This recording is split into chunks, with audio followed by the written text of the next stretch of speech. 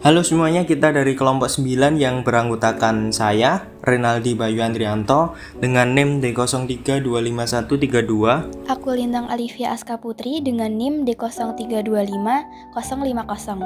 Aku Safira Matul Umah dengan NIM D0325026. Aku Alia Safira Novasari dengan NIM D03250002. Nah, di sini kita mau bahas materi bab 9, yaitu berjudul Masalah Sosial dan Manfaat Sosiologi.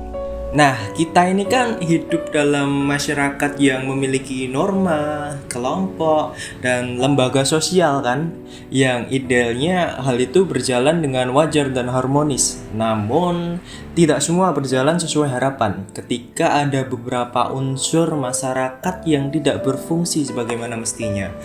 Nah, muncullah gejala abnormal atau yang kita sering sebut sebagai masalah sosial.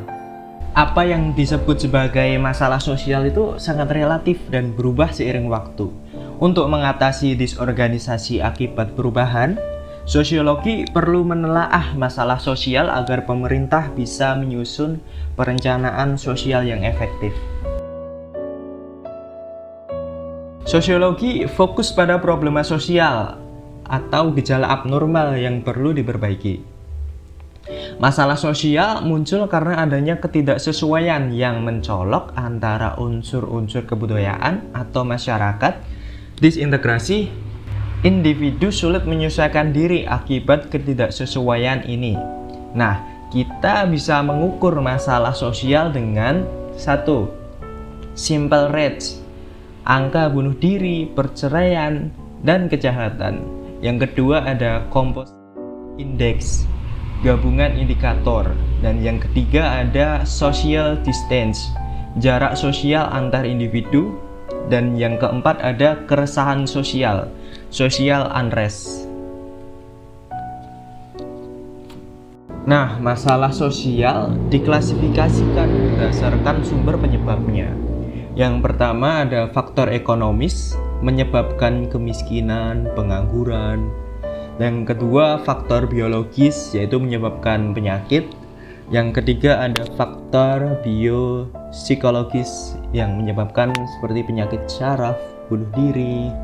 Dan yang keempat ada faktor kebudayaan yang menyebabkan perceraian, kejahatan, dan konflik. Pada bab ukuran sosiologis, sosiologi memiliki kriteria utama untuk menentukan masalah sosial. Yang pertama ada ketidaksesuaian nilai versus kenyataan, kepincangan antara apa yang seharusnya terjadi atau nilai sosial dengan apa yang benar-benar terjadi atau tindakan sosial. Yang kedua ada fokus pada akibat, walaupun bencana alam seperti non-sosial bisa menjadi pemicu. Sosiologi fokus pada akibat sosialnya, misalnya kemiskinan yang ditimbulkan. Yang ketiga ada penetapan masalah. Masalah sosial ditetapkan oleh sikap masyarakat itu sendiri, seringkali dipengaruhi oleh golongan pimpinan atau penguasa.